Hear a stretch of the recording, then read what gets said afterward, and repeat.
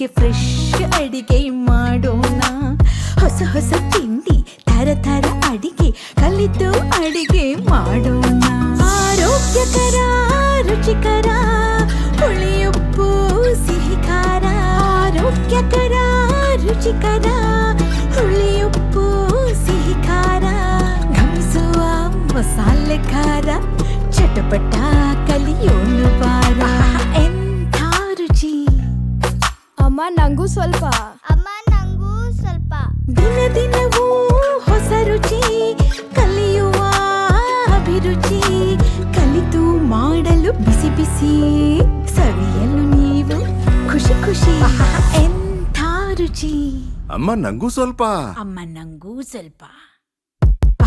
ಎಂಥ ರುಚಿ ಸವಿ ಸವಿ ರುಚಿ ಘಮಿಸುವ ರಸಪಾಕ. ಎಂಥ ರುಚಿ. ಶ್ರಾವಣ ಮಾಸ ಬಂತು ಅಂದ್ರೆ ಸಾಕು, ಹಬ್ಬಗಳ ಸಾಲು ಸಾಲು. ಶ್ರಾವಣ ಮಾಸ ಶುಕ್ಲ ಪಂಚಮಿಯಂದು ಬರುವಂಥದ್ದೇ ನಾಗರ ಪಂಚಮಿ. ಅಣ್ಣ ತಂಗಿಯರ ಬಾಂಧವ್ಯವನ್ನ ಗಟ್ಟಿಗೊಳಿಸುವಂಥ ಈ ನಾಗರ ಪಂಚಮಿಯಂದು ಹುತ್ತಕ್ಕೆ ಹಾಗೂ ನಾಗರ ಕಲ್ಲಿಗೆ ವಿಶೇಷವಾದಂಥ ಪೂಜೆಯನ್ನ ಸಲ್ಲಿಸಿ ತಮ್ಮ ಕುಟುಂಬದ ರಕ್ಷಣೆಯನ್ನು ಮಾಡುವಂತೆ ಹಾಗೂ ನಾಗದೋಷ ಇದ್ದರೆ ಅದನ್ನ ಪರಿಹಾರ ಮಾಡುವಂತೆ ಭಕ್ತರು ಕೇಳ್ಕೊಳ್ತಾರೆ. ಇಂಥ ವಿಶೇಷವಾದಂಥ ದಿನದಲ್ಲಿ ದೇವರಿಗೆ ಪ್ರಿಯವಾದಂಥ ನೈವೇದ್ಯ ಇಲ್ಲ ಅಂದ್ರೆ ಹೇಗೆ ಅಲ್ವಾ ವೀಕ್ಷಕರೇ? ಹೌದು, ಇದು ನಿಮ್ಮ ನೆಚ್ಚಿನ ಚಂದನ ವಾಹಿನಿಯ ಆಹಾ ಎಂತ ರುಚಿ ಕಾರ್ಯಕ್ರಮ. ನಾನು ನಿಮ್ಮ ಪ್ರೀತಿಯ ಸೌಮ್ಯ ರಾಮನಗರ. ಈ ವಿಶೇಷವಾದಂಥ ನಾಗರ ಪಂಚಮಿಗೆ ವಿಶೇಷವಾದಂಥ ನೈವೇದ್ಯವನ್ನ ಮಾಡೋದು ಹೇಗೆ ಅಂತ ತಿಳಿಸ್ಕೊಡೋಕೆ ಇವತ್ತಿನ ಕಾರ್ಯಕ್ರಮದಲ್ಲಿ ನಮ್ಮ ಜೊತೆಗಿರ್ತಾರೆ ಗೀತಾ ಜಗದೀಶ್ ಅವರು. ಅವರನ್ನ ಕಾರ್ಯಕ್ರಮಕ್ಕೆ ಸ್ವಾಗತ ಕೋರೋಣ. ಗೀತಾ ಅವರೇ ನಮಸ್ತೆ. ನಮ್ಮ ಇವತ್ತಿನ ವಿಶೇಷ ಸಂಚಿಕೆಗೆ ಸ್ವಾಗತ ತಮ್ಗೆ. Thank you. ಇದೆಲ್ಲ ನೋಡ್ತಾ ಇದೆ, ನಿಜವಾಗ್ಲೂ ನಾವು ನಾಗರ ಪಂಚಮಿ ಸೆಲೆಬ್ರೇಟ್ ಮಾಡ್ತಾ ಇದೀವಿ ಅಂತ ಅನಿಸ್ತಾ ಇದೆ. ಯಾಕಂದ್ರೆ ಹೌದು, ವಿಶೇಷವಾಗಿ ನೈವೇದ್ಯವನ್ನ ತಯಾರು ಮಾಡಕ್ಕೆ ಇಟ್ಕೊಂಡಿರುವಂತ ಪದಾರ್ಥಗಳು, ನಮ್ಮ ನಾಗದೇವರ ವಿಗ್ರಹ, ಒಂಥರ ಹಬ್ಬದ ವಾತಾವರಣನ ನಾವಿಲ್ಲಿ ಕ್ರಿಯೇಟ್ ಮಾಡಿದ್ವಿ. ಚೆನ್ನಾಗಿ ಅನಿಸ್ತಾ ಇದೆ. ಹೌದು. ನಿಮಗೆ ನಾಗರ ಪಂಚಮಿಯ ಶುಭಾಶಯಗಳನ್ನ ತಿಳಿಸುತ್ತಾ ಕಾರ್ಯಕ್ರಮ ಶುರು ಮಾಡೋಣ ಗೀತವ್ರೆ. ಅದಕ್ಕೂ ಮೊದಲು ನಮ್ಮ ದೇವರಿಗೆ ಒಂದು ಪೂಜೆನ ಸಲ್ಲಿಸೋಣಲ್ಲ, ದೀಪ ಹಚ್ಚೋದ್ರ ಮೂಲಕ.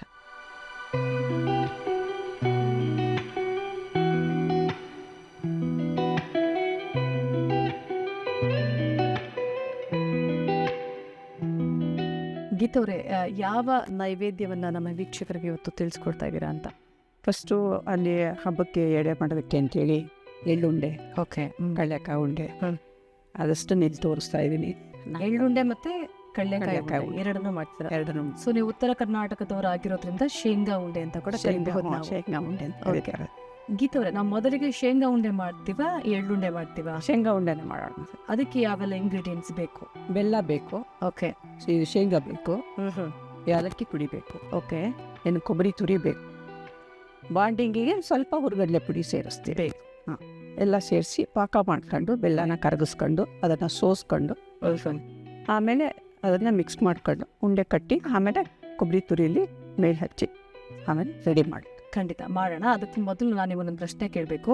ನೀವು ಉತ್ತರ ಕರ್ನಾಟಕ ಭಾಗದವರಾಗಿರೋದ್ರಿಂದ ನಿಮ್ಮ ಭಾಗದಲ್ಲಿ ನಾಗರ ಪಂಚಮಿಗೆ ಯಾವ ಒಂದು ವಿಶೇಷವಾದಂಥ ಮಹತ್ವವನ್ನು ಕೊಡ್ತೀರಾ ಅಂತ? ತುಂಬಾ ಜಾಸ್ತಿ ಕೊಡ್ತೀವಿ ಮಹತ್ವನ. ತುಂಬ ದೊಡ್ಡ ಹಬ್ಬ ಅದು. ಅಲ್ಲದೆ ಎಲ್ಲ ಥರವಾದ ತಿಂಡಿಗಳು ಮಾಡ್ತೀವಿ.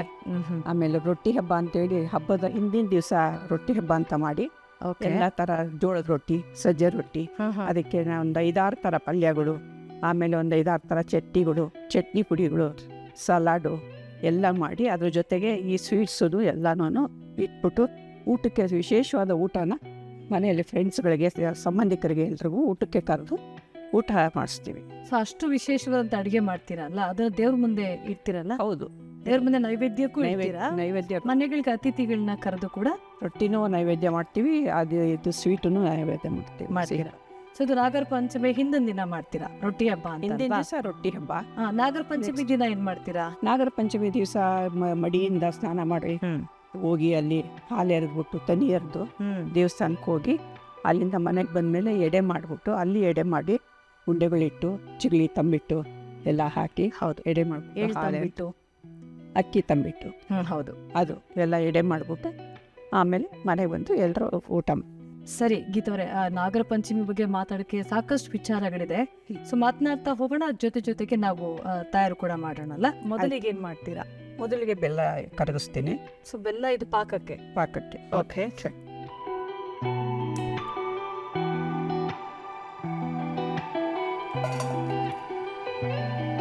ಸೊ ಇದು ನೀರಿನ ಅಳತೆ ಹೇಗೆ ಅಂತ? ಸ್ವಲ್ಪ ಕರಗಕ್ಕಷ್ಟೇನೆ. ಓಕೆ. ಸೊ ಪಾಕ ಗಟ್ಟಿ ಇರ್ಬೇಕಾ? ಅಂಟನ್ ತರ? ಎಳೆ ಪಾಕ. ಓಕೆ. ಅಂಟನ್ ತರ ಇರ್ಬೇಕು ಸ್ವಲ್ಪ ಅಷ್ಟೇ. ಸಾಕಷ್ಟು ನೀರು? ಸಾಕು. ಸೊ ಫುಲ್ ಅದು ನೀರಲ್ಲಿ ಮೆಲ್ಟ್ ಆಗ್ಬೇಕು. Melt ಮತ್ತೆ ಆ ಬಿಸಿ ಕಾವಿಗೆ ಪಾಕ ಆಗುತ್ತೆ ಅದು.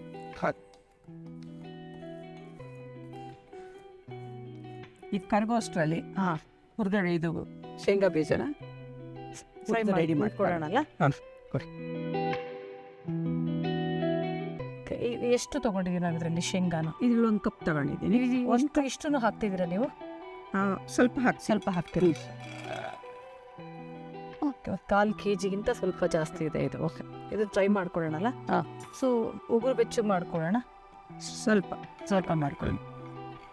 ಸೊ ಇದನ್ನ ಫ್ರೈ ಮಾಡ್ಕೊಳ್ತೀರಣ್ಣ, ಮತ್ತೆ ಅಲ್ಲಿ ಪಾಕ ಕೂಡ ಇದು ಪಾಕನೂ ರೆಡಿ ಆಗ್ತಿರುತ್ತೆ. ಸೊ ನಾನು ಅವಾಗಲೇ ಏನು ಹೇಳ್ತಿದ್ದೆ ಏನಂತ ಅಂದ್ರೆ, ತೆನೆ ಎರಿತೀವಿ ಅಂತ ಹೇಳಿದ್ರಿ ನೀವು ನಾಗರ ಪಂಚಮಿ ದಿನ. ಸೊ ನಮ್ಮ ಕಡೆ ಅಂದ್ರೆ ಮೈಸೂರು ಭಾಗದಲ್ಲಿ ಏನಾಗುತ್ತೆ ಅಂತಂದ್ರೆ, ನಾಗರ ಪಂಚಮಿ ದಿನ ತೆನೆ ಏರಕ್ಕಾಗಿಲ್ಲ ಅಂತ ಅಂದ್ರೆ ಗೌರಿ ಗಣೇಶ ಹಬ್ಬದ ದಿನ ಕೆಲವರೆಲ್ಲ ನಾಗರ ಕಲ್ಲಿಗೆ ಹೋಗಿ ಕರಿ ಎಳ್ಳಿಂದ ತಂಬಿಟ್ಟು ಮತ್ತೆ ಬಿಳಿ ತಂಬಿಟ್ಟು ಮಾಡಿ ತೆನೆ ಏರ್ಬಿಟ್ಟು ಬರ್ತೀವಿ ನಾವು. ಚಿಗ್ಲಿ ತಂಬಿಟ್ಟ ಮಾಡಿ ಇದನ್ನ ಎಷ್ಟೊತ್ತು ಫ್ರೈ ಮಾಡ್ಕೊಬೇಕು? ಯಾವ ಬಣ್ಣಕ್ಕೆ ಬರ್ಬೇಕಿದು ಶೇಂಗಾ? ಇದು ಸ್ವಲ್ಪ ಘಮ ಬರುತ್ತೆ. ಸಿಪ್ಪೆನೂ ಸ್ವಲ್ಪ ಹಿಂಗೆ ಒಡೆದು ಹೊರಗಡೆ ಬರ್ಬೇಕು. ಅವಾಗ ಅದು ಆದಂಗೆ ಫ್ರೈ ಆದಂಗೆ ಆಗ್ಲೇ ಕುದಿಯೋದಕ್ಕೂ ಕೂಡ ಶುರುವಾಗಿದೆ ಗೀತವ್ರೆ. ಸೊ ಒಂದ್ ಕಡೆ ಪಾಕ ರೆಡಿ ಮಾಡ್ಕೊಳ್ತಾ ಇದೀವಿ, ಮತ್ತೊಂದ್ ಕಡೆ ಕಡಲೆ ಬೀಜವನ್ನ ಹುರ್ಕೊಳ್ತಾ ಇದೀವಿ. ಸೊ ಆ ಸಿಪ್ಪೆ ಎಲ್ಲ ಬಿಟ್ಕೊಬೇಕು. ಹೌದು. ಸೊ ಅವಾಗ ನಮ್ಗೆ ಗೊತ್ತಾಗುತ್ತೆ ಒಂದು ಹಂತಕ್ಕೆ ಹದವಾಗಿ ಹುರ್ಕೊಂಡಿದೀವಿ ಅಂತ. ನೀವು ಇದನ್ನ ಹಬ್ಬದ ದಿನ ಮಾತ್ರ ಮಾಡ್ತೀರಾ ಅಥವಾ ನಿಮ್ಗೆ ಬೇಕಾದಾಗ ತಿನ್ಬೇಕು ಅನಿಸ್ದಾಗ ಮಾಡ್ಬೋದು? ಹಂಗೇನಿಲ್ಲ, ಯಾವಾಗ ತಿನ್ಬೇಕು ಅನ್ಸುತ್ತೆ ಮಾಡ್ಕೊಳ್ಳೋದು. ಸೊ ನಾಗರ ಪಂಚಮಿಗೆ ನಿಮ್ದು ಒಂದು ಚೈಲ್ಡ್ಹುಡ್ ಮೆಮೊರೀಸ್ ಏನಾದ್ರು ಇದೆಯಾ ನಿಮ್ಮ? ಅಯ್ಯೋ, ತುಂಬಾ ಜೋರಾಗಿ ಮಾಡ್ತಿದ್ವು ಅವಾಗೆಲ್ಲ. ನಮ್ದೆಲ್ಲ ಒಟ್ಟು ಕುಟುಂಬ, ಮನೇಲೆಲ್ಲ 25 ಜನ 30 ಜನ ಇರ್ತಿದ್ವಿ ಅವಾಗ. ಈಗ ಇಬ್ಬಿಬ್ರೇ ಹೋಗ್ಬಿಟ್ಟಿದ್ದಾರೆ ಎಲ್ಲ ಮನೇಲಿ. ಸೊ ಮಾಡೋ ಆಸಕ್ತಿನೂ ಹೋಗ್ಬಿಟ್ಟಿದೆ ಇವಾಗೆಲ್ಲ. ಜನ ಜಾಸ್ತಿ ಇದ್ದಷ್ಟು ಸೆಲೆಬ್ರೇಟ್ ಮಾಡ್ಬೇಕು. ಎಲ್ಲರೂ ಕೆಲ್ಸಕ್ಕೆ ಹೋಗ್ತಾರೆ, ಯಾರಿಗೂ ಇಂಟ್ರೆಸ್ಟ್ ಇರಲ್ಲ. ಸೊ ಮನೇಲಿರೋದು ಕಮ್ಮಿ. ಅದು ಹಿಂದಿನ ದಿವಸ ರೊಟ್ಟಿ ಹಬ್ಬ ಅಂತ ಮಾಡ್ತಾ ಇದ್ವು, ನೆಕ್ಸ್ಟ್ ಡೇ ತನಿ ಎರೆಯೋದು ಅಂತ ಮಾಡ್ತಾ ಇದ್ವು, ಅದ್ರ ನೆಕ್ಸ್ಟ್ ಡೇ ನೀರಬ್ಬ ಅಂತ ಮಾಡ್ತಾ ಇದ್ರು. ನೀರಬ್ಬ ಅಂದ್ರೆ ಎಲ್ಲ ಸುಮ್ನೆ ನೀರು ಉಟ್ಕೊಳ್ಳೋದು, ಆಡೋದು ಎಲ್ಲ ಹೋಳಿ ಆಡ್ದಂಗೆ. ಆಮೇಲೆ ಮರಗಳಿಗೆಲ್ಲ ಜೋಕಾಲೆ ಕಟ್ಟೋದು, ಅದು ಮಾಡೋದು ತುಂಬಾ ವಿಜೃಂಭಣೆಯಿಂದ ನಡೆಸ್ತಾ ಇದ್ರು. ಸೊ ನಿಮ್ ಕಡೆ ತುಂಬಾ ದೊಡ್ಡ ಹಬ್ಬ ಇದು. ದೊಡ್ಡ ಹಬ್ಬ. ಕಿತ್ತರೆ ಪಾಕ ರೆಡಿ ಆಗಿದೆ ಅಂತ ಅನ್ಸುತ್ತಲ್ಲ? ಪಾಕ ರೆಡಿ ಆಗಿದೆ. ಪಕ್ಕಕ್ಕೆ ಇಟ್ಕೊಳ್ಳೋಣ. ಹಂಗಿದ್ರೆ ಸೋಸ್ಕೋಬೇಕು. ಹೌದು. ಆರ್ಗ್ಯಾನಿಕ್ ಬೆಲ್ಲ ಆದ್ರೆ ಅಷ್ಟು ಮಣ್ಣು ಕಸ ಎಲ್ಲ ಸೇರಲ್ಲ. ಮಾಮೂಲಿ ಬೆಲ್ಲ ಆದ್ರೆ ಸೋಸ್ಕೋಬೇಕಾಗುತ್ತೆ. ಹೌದನ್ನ. ಸೊ ಇದು ಕೂಡ ಆಲ್ಮೋಸ್ಟ್ ಮುಗ್ದಿದೆ ಅಂತ. ಇದು ಈಗ ಎಲ್ಲ ಚಟಪಟ ಅಂತಿದೆ, ಸಿಪ್ಪೆ ಉದುರ್ತಾ ಇದೆ, ಶುರು ಮಾಡಿದೆ. ಹೌದು, ಇದು ಆಗಿದೆ. ಇವಾಗ ಇದನ್ನ ಹಾರ್ಲಿಕ್ಕೆ ಸ್ವಲ್ಪ ತಣ್ಣಗಾಗ್ಲಿಕ್ಕೆ ಇಡ್ತೀನಿ. ಸ್ಟವ್ ಆಫ್ ಮಾಡ್ಕೊಳ್ಳೋಣ ಹಂಗೆ. Stove off. ಓಕೆ. ಸೊ ಪಾಕ ರೆಡಿ ಆಯ್ತು. ಶೇಂಗಾನ ಹುರಿದು ಪಕ್ಕಕ್ಕೆ ಇಟ್ಕೊಂಡಿದೀವಿ.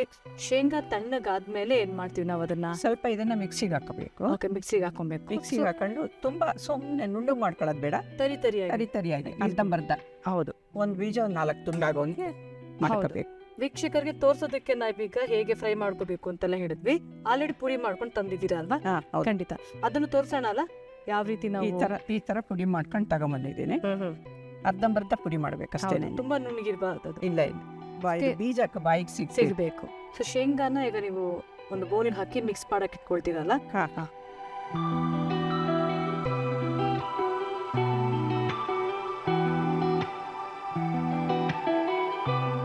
ಇದಕ್ಕೆ ಸ್ವಲ್ಪ ಇದು ಬಾಂಡಿಂಗಿಗೆ ಸ್ವಲ್ಪ ಹುರುಗಡ್ಲೆ ಪೌಡರ್ ಹಾಕ್ತೀನಿ.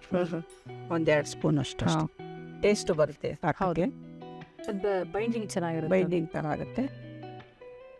ಆಮೇಲೆ ಏಲಕ್ಕಿ ಪುಡಿ. ಓಕೆ, ಸ್ವಲ್ಪ ಇಷ್ಟು.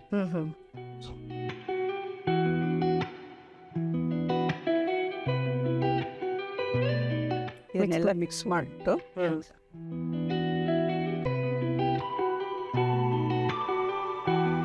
ಇದು ಪಾಕ ನೋಡಿ ಹಾಕಬೇಕಿದೆ. ಸೊ ಉಂಡೆ ಕಟ್ಟೋದಕ್ಕೆ ಎಷ್ಟು ಬೇಕು ಅನ್ನೋದನ್ನ ಒಂದು ಅಂದಾಜು ಮಾಡ್ಕೊಂಡು ಮಾಡ್ಕೋಬೇಕಾಗತ್ತಲ್ಲ? ಸ್ವಲ್ಪ ನೋಡಿ ಹಾಕೊಬೇಕು. ಕಲಿಸ್ಕೊಂಡು ಆಮೇಲೆ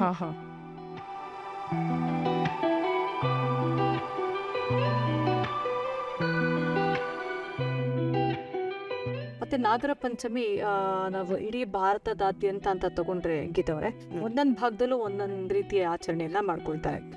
ಎಲ್ಲ ಜೀವ ಜಂತುಗಳು ನಮ್ಮ ಭೂಮಿ ಮೇಲೆ ಏನಿದೆ ಒಂದೊಂದು ಉದ್ದೇಶಕ್ಕೆ ಈ ಭೂಮಿಗೆ ಬಂದಿರ್ತವೆ ಅನ್ನೋ ಒಂದು ಪ್ರತೀತಿ ಇದೆ. ಹೇಗೆ ಅಂತಂದ್ರೆ ಉದಾಹರಣೆಗೆ ನಾವು ನಾಗರ ಪಂಚಮಿಗೆ ಯಾಕೆ ಭಾರತದಲ್ಲಿ ಅಷ್ಟು ಮಹತ್ವ ಕೊಡ್ತೀವಿ ಅಂತ ಅಂದ್ರೆ ಸ್ಪೆಷಲಿ ಕೃಷಿಕರಿಗೆ.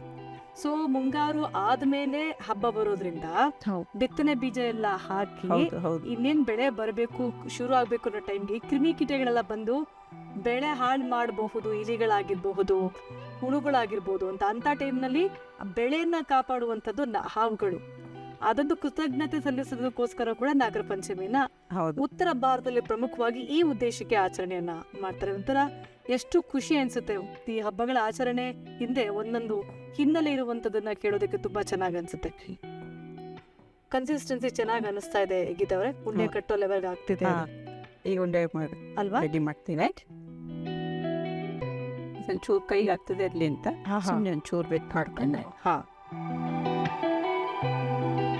ಇದು ಕೂಡ ನಮ್ಗೆ ಎಷ್ಟು ಸೈಜಿನ ಉಂಡೆ ಬೇಕು ಆ ರೀತಿಯ ಯಾವ ಸೈಜ್ ಬೇಕಾದ್ರೂ ಕಟ್ಕೊಂಡು ಹೋಗ್ಬೋದು ಅದನ್ನ.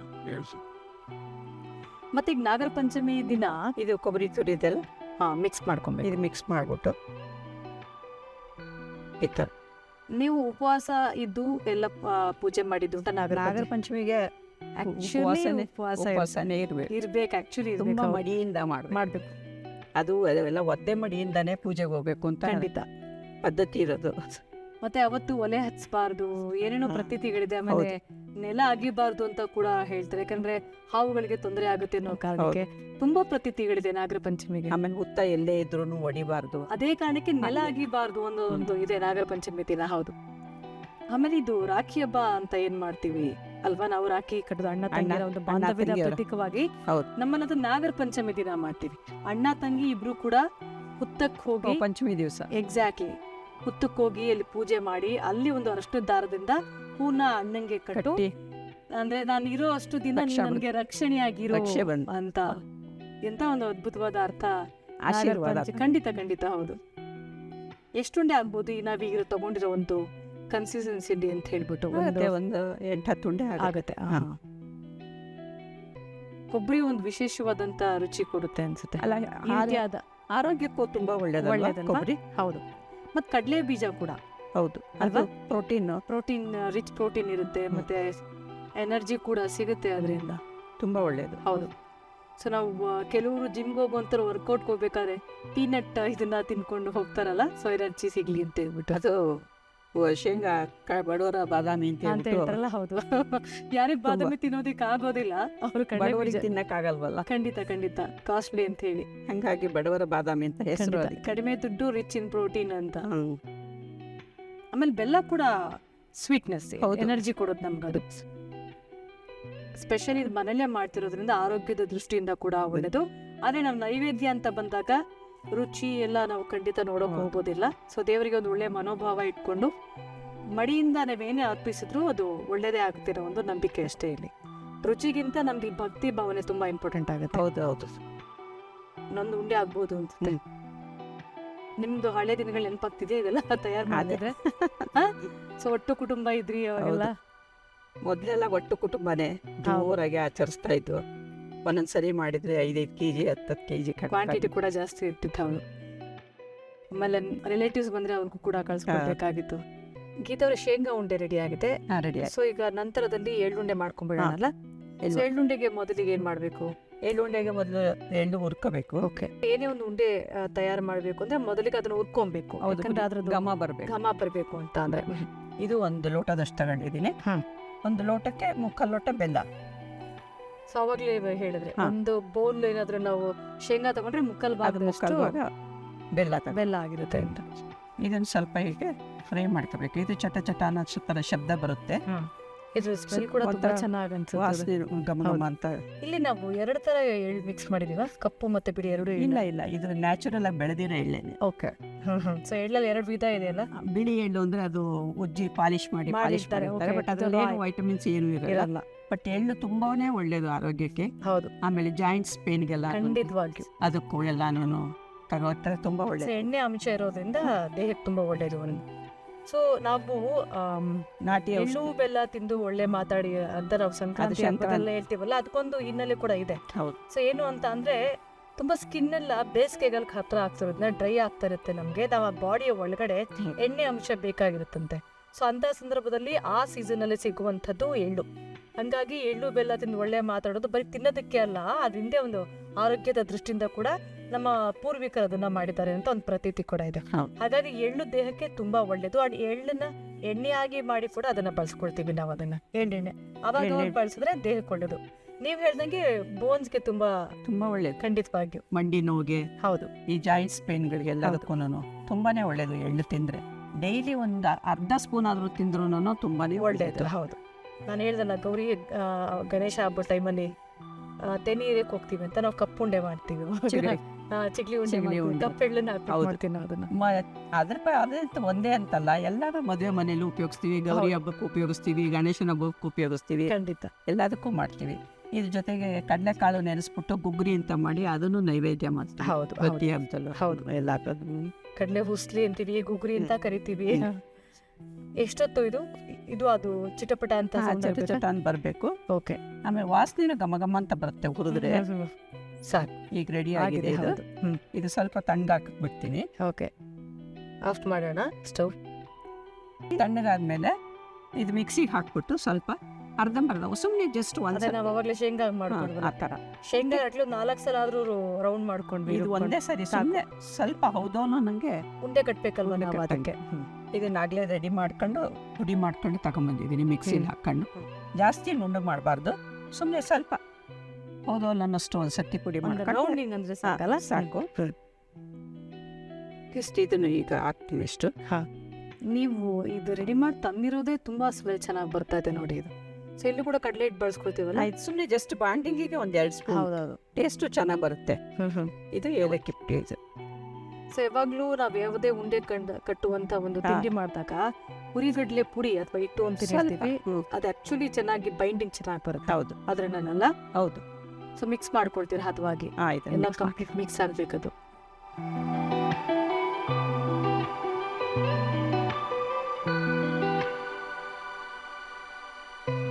ಕೆಲವರೆಲ್ಲ ಸೋಮವಾರ ಮಾಡೋರು ಮಾಡ್ತಾರೆ ಪೂಜೆ. ಹೌದು, ಅಂದ್ರೆ ಒಂದ್ ರೀತಿಯ ಭಯ ಕೂಡ ಇದೆ. ನಾಗರ ಪಂಚಮಿ ಅಂತ ಅಂದ್ರೆ ಆ ದೋಷಕ್ಕೆ ನಾವ್ ಈಡಾಗಬಾರ್ದು ಅನ್ನೋದು ಒಂದು ಕನ್ಸನ್ ಕೂಡ ಜನಗಳಲ್ಲಿ ಇದೆ. ಅದನ್ನ ಯಾಕಂದ್ರೆ ತುಂಬಾ ಮಡಿ ಕೂಡ ಇರ್ಬೇಕಾಗುತ್ತೆ. ಸ್ವಲ್ಪ ಹೆಚ್ಚು ಕಮ್ಮಿ ಮಡಿ ಆದ್ರೂ ದೋಷಕ್ಕೆ ಕಾರಣ ಆಗುತ್ತೆ. ತುಂಬಾನೇ ಮಡಿ ಮಾಡ್ಬೇಕು ಇದಕ್ಕೆ. ಕೆಲವು ಭಕ್ತರು ಅಥವಾ ಕೆಲವು ಜನ ನಾನ್ ನೋಡಿದ್ದೀನಿ, ಈ ನಾಗದೇವರಿಗೆ ಅಂತಾನೆ ಒಂದು ಫುಡ್ ನ ಜೀವನ ಪೂರ್ತಿ ತಿನ್ನಲ್ಲ ಅಂತ ಬಿಟ್ಬಿಡ್ತಾರೆ, ಅರ್ಪಿಸ್ಬಿಡ್ತಾರೆ. ಕೆಲವರು ಬೆಂಡೆಕಾಯಿ ತಿನ್ನಲ್ಲ, ಅಂದ್ರೆ ಹಾವನ್ನ ಹೋಲುವಂತ ತರಕಾರಿಗಳು ಯಾವ್ದಿದೆ ಅದನ್ನ. ಕೆಲವರು ಸೋರೆಕಾಯಿ ತಿನ್ನಲ್ಲ, ಈ ಕಾಯಿ ತಿನ್ನಲ್ಲ. ಹೌದು, ಕಾಶಿಗೆ ಹೋದ್ರೂ ಬಿಟ್ಬಿಟ್ಟು ಬರ್ತಾರಲ್ಲ. ಹೌದು, ಹಂಗೆ ಒಂದ್ ಹಣ್ಣು, ಒಂದ್ ಹೂವು ಅಂತ, ಒಂದ್ ಸ್ವೀಟು, ಹೌದು, 3 ಬಿಟ್ಟು ಬರ್ಬೇಕು. ಹೌದು. ಇವಾಗ ಇದನ್ನ ಎಳ್ಳು ಬೆಲ್ಲ ಎಲ್ಲ ಕಲ್ಸಿದೀವಿ. ಹೌದು, ತುಪ್ಪ ಬೇಕಾದ್ರೂ ಹಚ್ಕೋಬಹುದು. ಸೊ ನೀರ್ ಹಾಕೊಬಹುದು, ಬೇಕನ್ನೋರು ತುಪ್ಪ ಕೂಡ ಬಳಸ್ಕೊಬಹುದು, ಹಾಕೋಬಹುದು, ಚೆನ್ನಾಗ್ ಅನ್ಸುತ್ತೆ. ಸೊ ಈಗ ನಾವು ಇದನ್ನ ಈಗೇನು ಬೇಯಿಸಿಲ್ಲಲ್ಲ, ಈ ಉಂಡೆ ಮಾಡ್ಬೇಕಾದ್ರೆ ಹುರಿದಿದ್ದೇ ಹೆಚ್ಚು ಅಲ್ವಾ, ಹುರಿದಿರೋದಷ್ಟೇ, ಕರ್ದು ಇಲ್ಲ ಏನು ಅಲ್ವಾ. ಹಂಗಾಗಿ ಎಷ್ಟು ದಿನ ನಾವ್ ಇದನ್ನ ಇಟ್ಕೊಬಹುದು ಮನೇಲಿ ಅಂತ ಇದನ್ನ ಗೀತಾ? 1 ತಿಂಗಳವರೆಗೂ ಇಡ್ಬೋದು, ಏನಾಗಲ್ಲ. ಇಟ್ಕೊಂಡು ಹುರಿದಿದೀವಲ್ಲ ಚೆನ್ನಾಗಿ, ಹಂಗಾಗಿ ಏನೂ ಆಗಲ್ಲ. ಸೊ ಕೆಲವರು ನಾಗರ ಪಂಚಮಿ ದಿನ ಬೇಳಿ ನಾಗರನ್ನ ದೇವ್ರಿಗೆ ಅರ್ಪಿಸ್ತಾರೆ ಇರೋಂಥವ್ರು. ಚಿನ್ನದ ಬೆಳ್ಳಿ, ನಾಗರ ಬೆಳ್ಳಿ, ಇದು ಎರಡೂ ಅರ್ಪಿಸ್ತಾರೆ, ಬೆಳ್ಳಿದ್ ಕೊಡ್ತಾರೆ. ಕೆಲವು ಕಡೆ ಚಿಕ್ಕದೇ ಇಷ್ಟೇ ಚಿನ್ನದ ಬೆಳ್ಳಿ. ಸೊ ಕೆಲವು ಕಡೆ ಒಂದ್ ಪ್ರತಿದೆ. ನಿಮ್ಮ ಉತ್ತರ ಕರ್ನಾಟಕ ಭಾಗದಲ್ಲಿ ಕೆಲವು ಊರುಗಳಲ್ಲಿ ಒಂದ್ ಪ್ರತೀತಿ ಏನು ಅಂತ ಅಂದ್ರೆ, ನಾಗರ ಪಂಚಮಿ ಹಬ್ಬದ ಹಿಂದಿನ ದಿನ ಹುತ್ತದ ಮಣ್ಣನ್ನ ತಂದು ಅದಕ್ಕೆ ಹತ್ತಿ, ಕಾಟನ್ ಅಂತ ಏನ್ ಹೇಳ್ತೀವಿ, ಎರಡನ್ನು ಜಜ್ಜಿ ಒಂದು ಹದವಾಗಿ ರೆಡಿ ಮಾಡಿಟ್ಕೊಂಡು ನಾಗರ ಹಾವನ್ನ ರೆಡಿ ಮಾಡ್ತಾರೆ. ಸೊ ಮಾರನೇ ದಿನ ಹಬ್ಬದ ದಿನ ಇಟ್ಟು ಅದನ್ನ ಪೂಜೆ ಮಾಡುವಂತ ಪದ್ಧತಿ ಕೂಡ ಇದೆ. ಅದು 4-5 ಉಂಡೆ ಆಗ್ಬಹುದಾ ಇದರಲ್ಲಿ? ಆಗುತ್ತೆ. ಸೊ ಇದಕ್ಕೂ ಕೊಬ್ಬರಿ ಇಲ್ಲಿ ಮಿಕ್ಸ್ ಮಾಡಿ ಉಂಡೆ. ಆಮೇಲೆ ಯಾವುದೇ ಉಂಡೆ ಮಾಡಿದ್ರು ಕೊಬ್ಬರಿದು ಫ್ಲೇವರ್ ಇದ್ರೆ ಚೆನ್ನಾಗಿ ಅನ್ಸುತ್ತೆ. ಚೆನ್ನಾಗಿರುತ್ತೆ. ಹೌದು. ಕಿತ್ತವ್ರೆ, ಈಗ ಶೇಂಗಾ ಉಂಡೆ ಮತ್ತು ಎಳ್ಳು ಉಂಡೆ ಎರಡು ಮಾಡಿದ್ರಿ ಅಂತ ಬೇರೆ ಯಾವ್ದಾದ್ರು ಪದಾರ್ಥಗಳನ್ನ ಬಳಸಿ ಈ ರೀತಿ ಉಂಡೆ ಮಾಡಿ ದೇವರಿಗೆ ನೈವೇದ್ಯಕ್ಕೆ ಇಡಬಹುದಾ? ಸುಮಾರು ಉಂಡೆಗಳು ಮಾಡ್ತೀವಿ. ಹೌದಾ? ಇದ್ರೊಳಗೇನೆ ಉಳ್ಳಾಡಿಕೆ ಉಂಡೆ ಅಂತ ಮಾಡ್ತೀವಿ. ಉಳ್ಳಾಡಿಕೆ ಉಂಡೆ ಅಂತ ಮಾಡ್ತೀವಿ. ಅದು ಗೋಧಿಲಿ ಮಾಡೋದು. ಗೋಧಿಗೆ ಹಾಲು ತೆಗೆದ್ಬಿಟ್ಟು ಅದನ್ನ ಜೀಕ್ ಮಾಡಿ, ಅದು ತುಂಬಾ ಪ್ರೋಸೆಸ್. ಹಾಲು ತೆಗಿತೀರಾ? ಹಾಲು ತೆಗೆದ್ಬಿಟ್ಟು ಅದು ಒಳಗಡೆ ಇನ್ನೊಂದು ಪ್ಯೂರ್ ಇದು ಬರುತ್ತಲ್ಲ, ಜೀಕ್ ಬರುತ್ತಲ್ಲ, ಅದರಲ್ಲಿ ಚಿರೋಟಿ ರವೆ ಸೇರಿಸಿ ಕುಟ್ಟಿ ಮಾಡಿ, ಅದು ತುಂಬಾನೇ ಪ್ರೋಸೆಸ್. ಅದು ಚೆನ್ನಾಗಿರುತ್ತೆ, ತುಂಬಾ ಚೆನ್ನಾಗಿರುತ್ತೆ. ಸೊ ಬೇರೆ ಯಾವ್ದಾದ್ರು? ಬೇರೆ ಉರ್ಗಡ್ಡೆ ಒಂದು ಬೇರೆ ಸಪ್ರೇಟ್ ಮಾಡ್ತೀರಾ? ಓಕೆ. ಆಮೇಲೆ ಅಕ್ಕಿ ಹುರಿದ್ಬಿಟ್ಟು ಅದ್ರ ಬೀಸ್ಬಿಟ್ಟು ಅದ್ರ ಜೊತೆಗೆ ಹಸಿ ಅಕ್ಕಿ ತಂಬಿಟ್ಟು ಮಾಡ್ತೀವಿ. ಓಕೆ. ಎಲ್ಲ ಅದ್ರೊಳಗೆ ಕಡಲೆಕಾಯಿ, ಶೇಂಗಾ ಬೀಜ, ಎಳ್ಳು ಹಾಕ್ತೀವಿ, ಹುರ್ಗಡ್ಲೆ ಎಲ್ಲ ಹಾಕಿ, ಕೊಬ್ಬರಿ ಹಾಕಿ, ಏಲಕ್ಕಿ ಹಾಕಿ ಎಲ್ಲ ಹಿಂಗೆ ಬೆಲ್ಲದ ಪಾಕ ಮಾಡಿ ಅದನ್ನ ಅದ್ರೊಳಗೆ ಹಾಕಿ ತಿರುಗಿ ಮತ್ತೆ ಅದನ್ನ ಉಂಡೆ ಕಟ್ತೀರಾ? ಸೊ ಎಷ್ಟೊಂದ್ ತರ ಉಂಡೆಗಳು, ಸುಮಾರು ತರ ಮಾಡ್ಬೋದು. ಓಕೆ. ಆಗಿದೆಯಲ್ಲ? ಇವಾಗ ಆಗಿದೆ. ಎಳ್ಳುಂಡೆ, ಶೇಂಗಾ ಉಂಡೆ ಎರಡು ರೆಡಿ ಆಗಿದೆ. ಶೇಂಗಾ ಉಂಡೆ ಮತ್ತು ಎಳ್ಳುಂಡೆ ಎರಡು ರೆಡಿ ಆಗಿದೆ. ಅದು ದೇವ್ರಿಗೆ ನೈವೇದ್ಯ ಮಾಡಿದ್ಮೇಲೆ ನೀವು ಟೇಸ್ಟ್ ಮಾಡಬೇಕು ಅಲ್ವಾ? ಸೊ ನೈವೇದ್ಯಕ್ಕೆ ಇಡ್ಬೇಕಾದ್ರೆ ನಾವು ಯಾವ್ದು ರುಚಿ ನೋಡ್ಬಾರ್ದು, ಹಾಗೆ ಇಡ್ಬೇಕು. ಖಂಡಿತ ಬನ್ನಿ.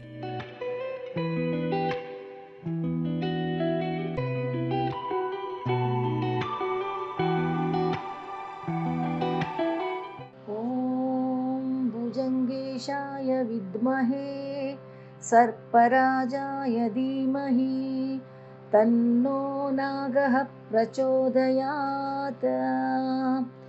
ಅನಂತಂ ವಾಸುಕಿಂ ಶೇಷಂ ಪದ್ಮನಾಭಂ ಚ ಕಂಬಲಂ ಶಂಖಪಾಲಂ ದಾತ್ರರಾಷ್ಟ್ರಂ ತಕ್ಷಕಂ ಕಾಳೀಯಂ ತಥಾ ಏತಾನಿ ನವನಾಮಾನಿ ನಾಗಾನಾಂ ಚ ಮಹಾತ್ಮನಾಂ. ಸಾಯಂಕಾಲೇ ಪಠೇ ನಿತ್ಯಂ ಪ್ರಾತಃ ಕಾಲೇ ವಿಶೇಷತಃ. ತಸ್ಮೈ ವಿಷಭಯಂ ನಾಸ್ತಿ ಸರ್ವತ್ರ ವಿಜಯೀ ಭವತ್. ಓಂ ಭುಜಂಗೇಶಾಯ ವಿದ್ಮಹೇ ಸರ್ಪರಾಜಾಯ ಧೀಮಹಿ ತನ್ನೋ ನಾಗಃ ಪ್ರಚೋದಯಾತ್. ಅನಂತಂ ವಾಸುಕಿಂ ಶೇಷಂ ಪದ್ಮನಾಭಂ ಚ ಕಂಬಲಂ ಶಂಖಪಾಲಂ ದಾತ್ರರಾಷ್ಟ್ರಂ ತಕ್ಷಕಂ ಕಾಳೀಯಂ ತಥಾ ಏತಾನಿ ನವನಾಮಾನಿ ನಾಗಾನಾಂ ಚ ಮಹಾತ್ಮನಾಂ. ಸಾಯಂಕಾಲೇ ಪಠೇ ನಿತ್ಯಂ ಪ್ರಾತಃ ಕಾಲೇ ವಿಶೇಷತಃ. ತಸ್ಮೈ ವಿಷಭಯಂ ನಾಸ್ತಿ ಸರ್ವತ್ರ ವಿಜಯೀ ಭವತ್.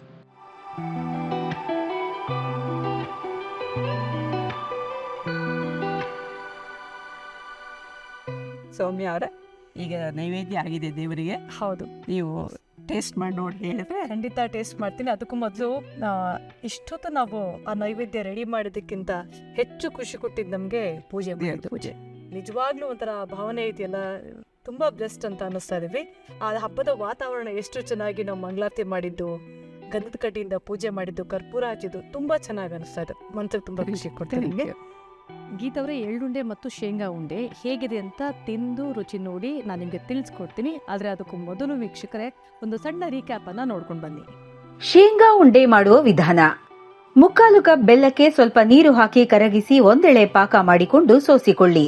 1 ಕಪ್ ಕಡಲೆಕಾಯಿಯನ್ನು ಘಮ ಬರುವ ತನಕ ಹುರಿದು ಸ್ವಲ್ಪ ತಣ್ಣಗಾದ ಮೇಲೆ ಸಿಪ್ಪೆ ತೆಗೆದು ತರತರೆಯಾಗಿ ಮಿಕ್ಸಿ ಜಾರಿನಲ್ಲಿ ಪುಡಿ ಮಾಡಿಕೊಳ್ಳಿ. ಈ ಪುಡಿಯನ್ನು ಒಂದು ಬೌಲ್ಗೆ ಹಾಕಿ ಇದಕ್ಕೆ 1/4 ಕಪ್ ಹುರಿಗಡಲೆ ಪುಡಿ, ಸ್ವಲ್ಪ ಏಲಕ್ಕಿ ಪುಡಿ ಹಾಕಿ ಚೆನ್ನಾಗಿ ಮಿಕ್ಸ್ ಮಾಡಿ. ನಂತರ ಈಗಾಗಲೇ ಸಿದ್ಧವಿರುವ ಬೆಲ್ಲದ ಪಾಕವನ್ನು ಸೇರಿಸಿ ಹದವಾಗಿ ಕೂಡಿಸಿ ನಂತರ ಉಂಡೆ ಕಟ್ಟಿ ಕೊಬ್ಬರಿ ತುರಿಯಲ್ಲಿ ಹೊರಳಿಸಿ. ಈಗ ತಯಾರಾಗಿರುವ ಶೇಂಗಾ ಉಂಡೆಯನ್ನು ನೈವೇದ್ಯಕ್ಕೆ ಇಡಿ.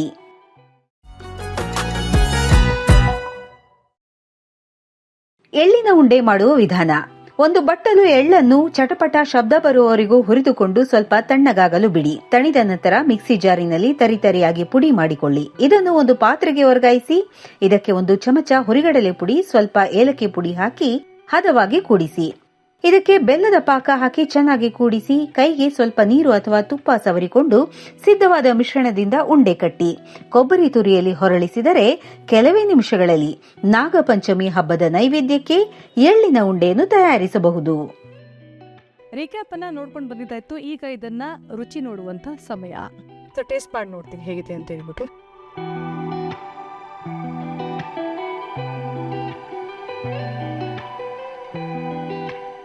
ನೀವು ಹೇಳಿದ್ದು ಕರೆಕ್ಟ್ ಆಗಿತ್ತು ಗೀತ. ನೀವು ಹೇಳ್ತಾ ಇದ್ರಿ ಶೇಂಗಾ ಉಂಡೆ ಮಾಡ್ಬೇಕಾದ್ರೆ ತುಂಬಾ ಪುಡಿಯಾಗಿ ಮಾಡ್ಕೊಳ್ಬಾರ್ದು, ಬಾಯಿಗೆ ಸೇರ್ಕೊಂಡಿರ್ಬೇಕು ಅಂತ. ತುಂಬಾ ಚೆನ್ನಾಗಿದೆ. ಸ್ವೀಟ್ ಕೂಡ ಅತಿಯಾಗಿ ಏನು ಇಲ್ಲ, ಹದವಾಗಿ ಎಷ್ಟು ಒಬ್ಬ ಮನುಷ್ಯ ಸ್ವೀಟ್ ತಿನ್ನಬೇಕು ಅಷ್ಟು ಚೆನ್ನಾಗಿದೆ. ತುಂಬಾ ಚೆನ್ನಾಗಿದೆ, ಚೆನ್ನಾಗಿ ಬಂದಿದೆ ಇದು. Thank you so much. ಎಳ್ಳುಂಡೆ ಟೇಸ್ಟ್ ಮಾಡಿ ನೋಡ್ತೀನಿ. ಮಾಡಿ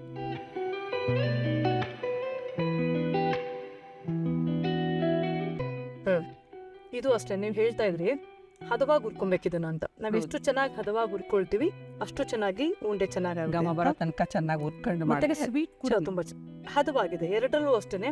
ಕೆಲವು ಸಲ ತುಂಬಾ ಸಿಹಿ ಜಾಸ್ತಿ ಆದ್ರೆ ಮುಖ ಕೊಡ್ದಂಗ ಅಂತ ಅನಿಸ್ತಾ ಇರುತ್ತೆ, ತಿನ್ನಕ್ಕೆ ಮನ್ಸಾಗಲ್ಲ. ಎರಡೂ ಉಂಡೆಯಲ್ಲೂ ಕೂಡ ಸ್ವೀಟ್ ಹದವಾಗಿದೆ, ತುಂಬಾ ಚೆನ್ನಾಗಿ ಮೂಡ್ ಬಂದಿದೆ.